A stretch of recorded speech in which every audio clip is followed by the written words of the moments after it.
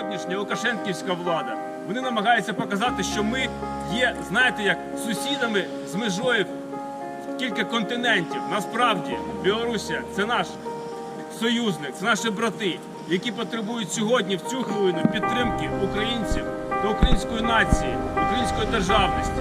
І саме тому ми сьогодні згадали і пам'ять тих офіцерів, яких розстріляла та абсолютно згубна влада совєтського режиму. Серед тих офіцерів були поляки, білоруси, українці. Серед них був квіт нації, який мав стати проти тодішнього комуністичного режиму. Сьогодні ми підтримуємо тих білорусів, яких затримали. І повірте мені, що сьогодні ми маємо вже тисячі затриманих білорусів, в цілому людей, громадян Білорусі, які стали на захист своєї долі і долі своїх дітей, стали на захист свого майбутнього. На сьогоднішній день режим Лукашенка – це останній нікчемний режим прихвостня Путіна на колишніх теренах Совєтського Союзу, який вони намагаються сьогодні реалізувати в проєктах. Живе Білорусь!